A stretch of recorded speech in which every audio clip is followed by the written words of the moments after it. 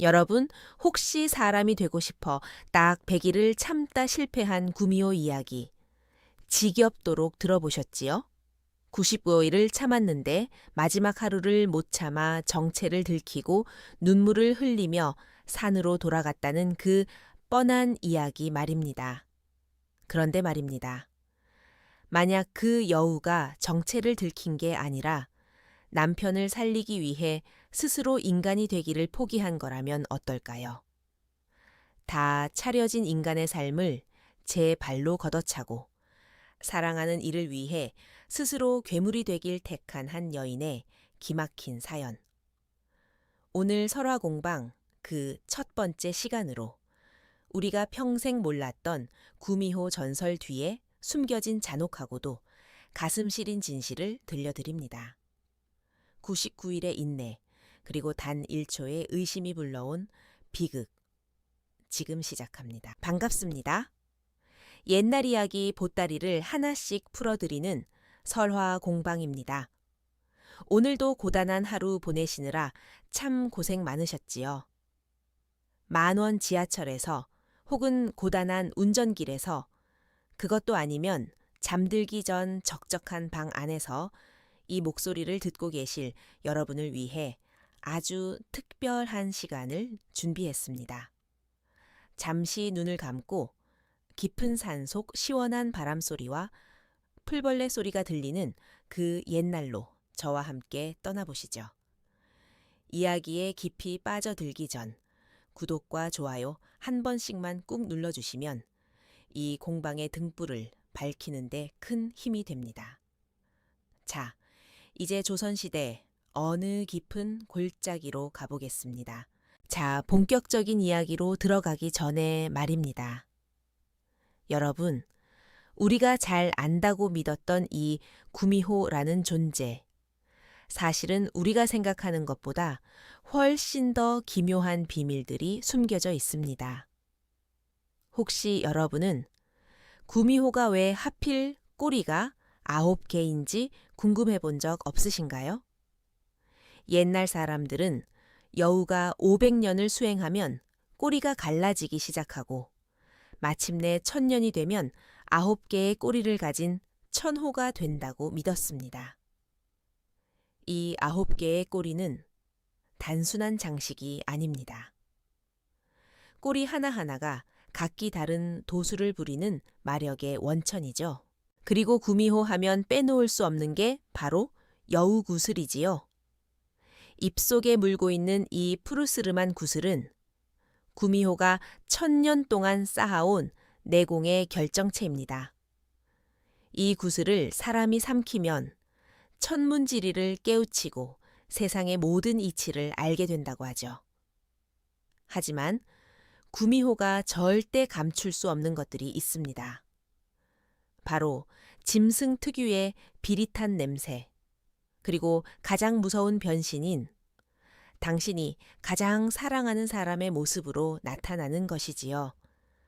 사람을 홀려 간을 빼먹는 잔인한 괴물인 동시에 사람과 섞여 살며 그 따뜻한 정을 그리워했던 외로운 존재.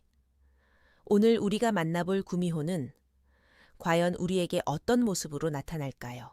옛날 옛적, 전라도와 경상도가 맞닿은 어느 깊은 지리산 자락에 글공부만 하던 가난한 선비, 김생이 살고 있었습니다. 김생은 명문가 자제였으나 가문이 기울어 지금은 낡은 서책 몇 권과 붓한 자루가 재산의 전부였죠. 그는 이번 과거 시험에 반드시 급제하여 돌아가신 부모님의 함자를 드높이겠다는 일념으로 한양길에 올랐습니다. 집신 2켤레를 괴나리보찜에 묻고 길을 나선 지 사흘째 되던 날이었습니다. 하늘은 맑았는데 산등성이를 하나 넘자마자 갑자기 사방이 칠흑처럼 어두워지기 시작했습니다. 이상하구나.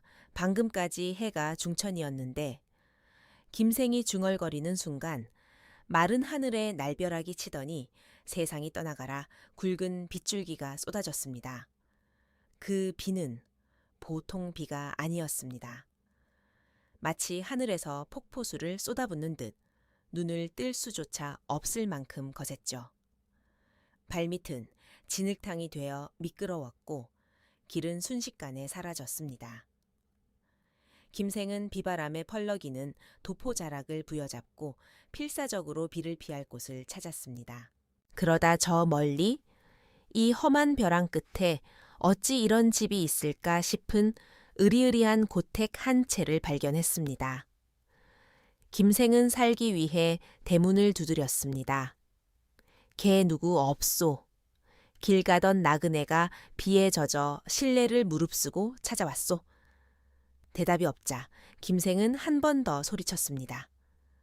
그때 끼익 소리를 내며 무거운 대문이 열렸습니다. 그곳엔 하얀 소복을 입은 마치 안개 속에서 갓 걸어 나온 듯한 고운 여인이 서 있었습니다.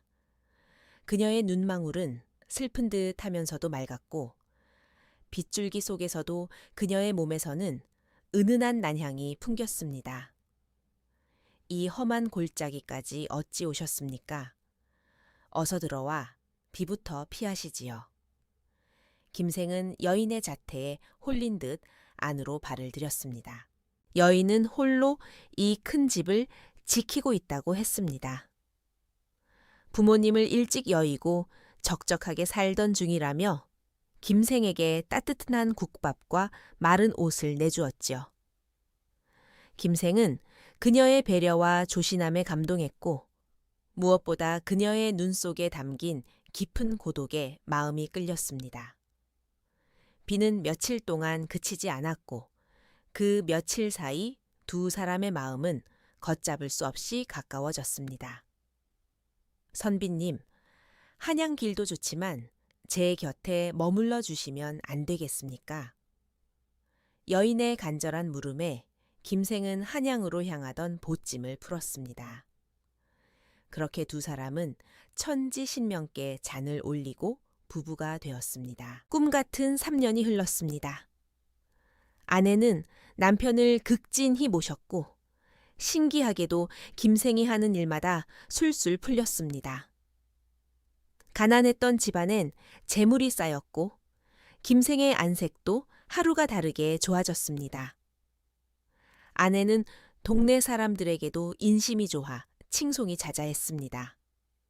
하지만 3주년이 가까워지던 어느 날부터 아내의 행동이 이상해졌습니다. 매일 밤 자정이 되면 아내는 아주 조심스럽게 남편의 인기척을 살핀 뒤 방을 빠져나갔습니다. 처음엔 그저 달구경을 가나 혹은 기도를 하러 가나 싶어 넘겼습니다. 하지만 그 시간이 점점 길어지고 돌아온 아내의 몸에서 비릿한 냄새가 나기 시작하자 김생의 가슴엔 의심이라는 독초가 자라기 시작했습니다. 나에게 숨기는 것이 무엇일까? 저리도 고운 사람이 밤마다 어디서 무엇을 하길래 이토록 몸이 차가워져 돌아오는 걸까? 참다 못한 김생은 어느 날 밤 자는 척하다가 아내의 뒤를 몰래 밟았습니다. 아내는 마당 뒤편, 평소엔 자물쇠가 채워져 있던 낡은 광으로 들어갔습니다. 김생은 숨을 죽이고 문틈으로 안을 들여다보았습니다. 그리고 그는 자신의 눈을 믿을 수 없었습니다. 아내는 어둠 속에서 거대한 소금 가마니 앞에 앉아 있었습니다. 그리고는 맨손으로 그 거친 소금을 한 움큼 집어 입안에 넣고는 사각사각 소리를 내며 씹고 있었습니다. 소금은 입안의 살점을 다 헤집어 놓았을 텐데도 아내는 표정 하나 변하지 않고 그것을 씹어 삼켰습니다.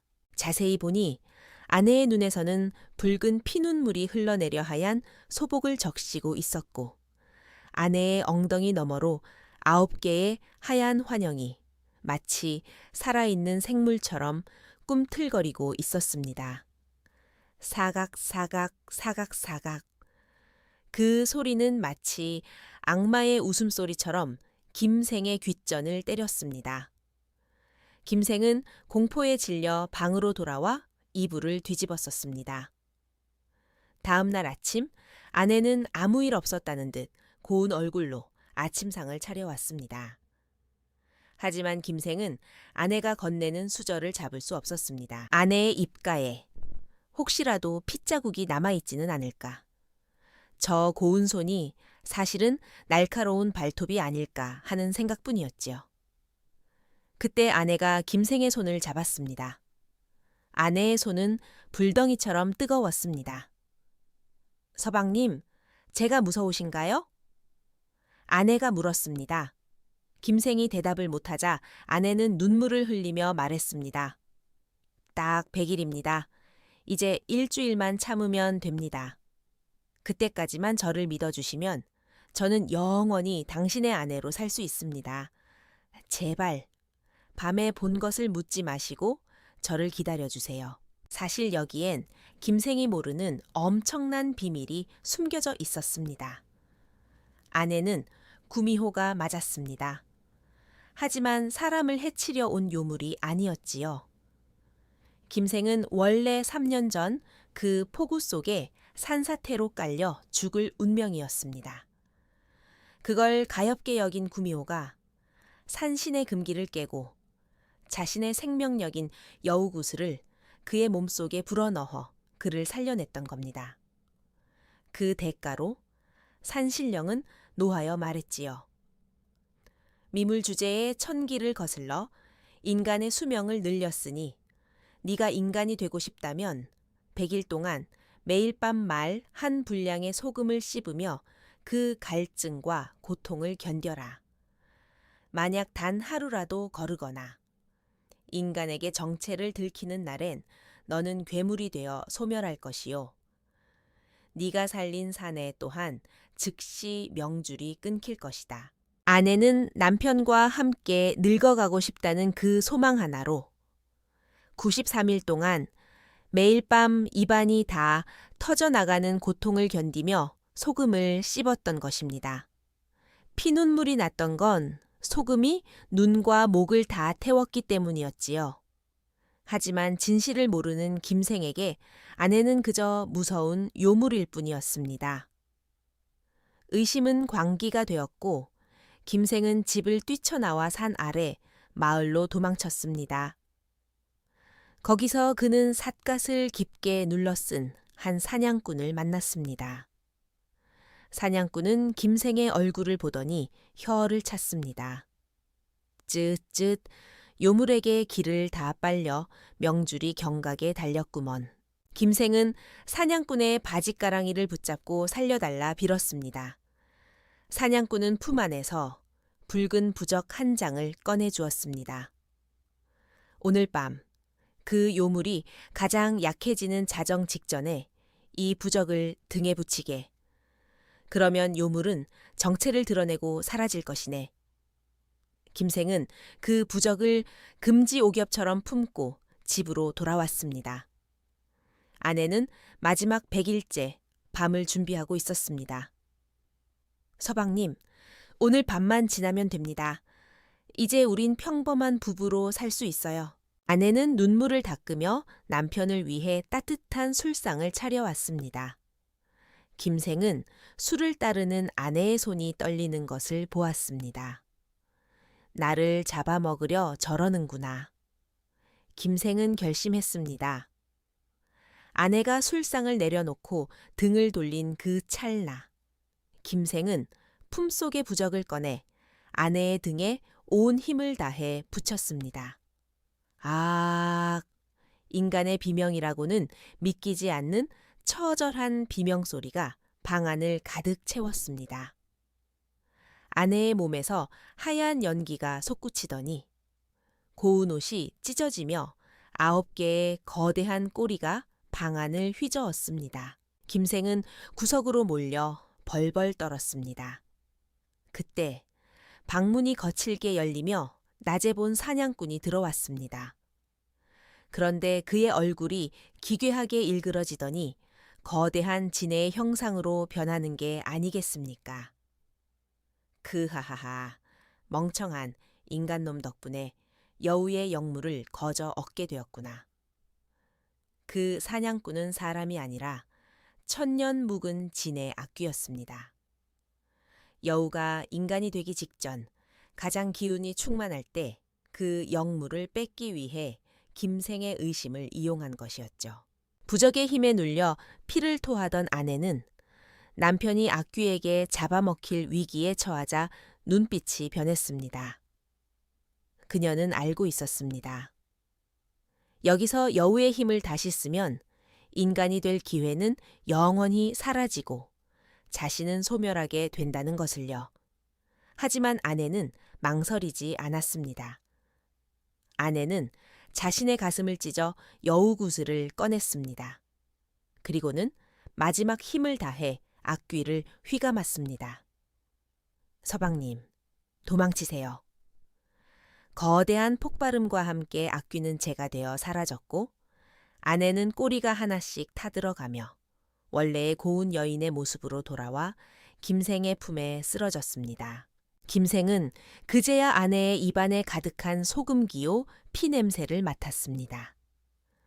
그녀가 왜 밤마다 그 고통을 견뎠는지, 왜 피눈물을 흘렸는지 그제야 깨달았습니다. 부인, 내가 잘못했소. 내가 미쳤었소. 김생이 오열하며 아내를 붙잡았지만 아내의 몸은 이미 모래알처럼 부서지고 있었습니다. 아내는 희미하게 웃으며 남편의 눈물을 닦아주었습니다. 서방님, 당신을 살릴 수 있어서 그것으로 족합니다. 부디 오래 사십시오. 아내는 한 줌의 하얀 가루가 되어 바람에 날려갔습니다. 방 안에는 아내가 마지막까지 씹고 있던 핏빛 소금 몇 알만이 남아 있었습니다. 이야기는 여기서 끝이 아닙니다. 김생은 아내가 사라진 자리에 남은 소금 몇 알을 손에 쥐고 3일 밤낮을 울었습니다. 그는 자신의 의심이 얼마나 어리석었는지 아내가 99일 동안 삼켰던 그 소금이 단순한 소금이 아니라 자신을 향한 지독한 사랑의 무게였다는 것을 너무 늦게 알게 된 것이죠.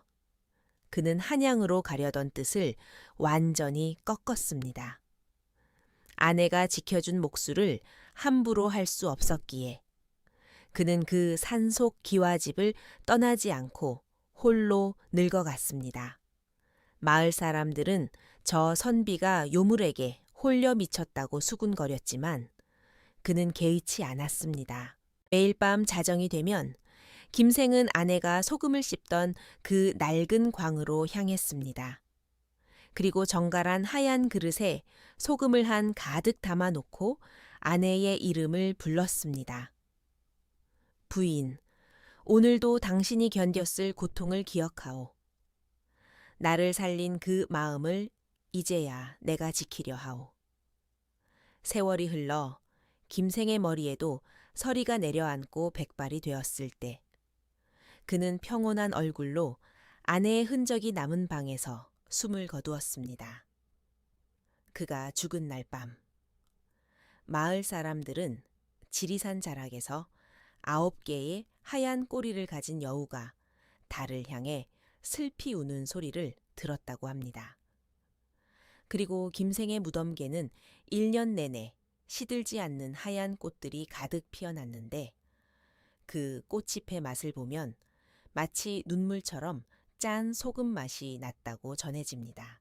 오늘 설화 공방의 첫 번째 이야기 어떠셨나요? 99일의 인내를 단 1초의 의심으로 무너뜨린 김생의 통곡이 들리시는지요? 사랑이라는 건 어쩌면 상대가 괴물이라 할지라도 그 너머의 진심을 끝까지 믿어주는 인내심이 아닐까요?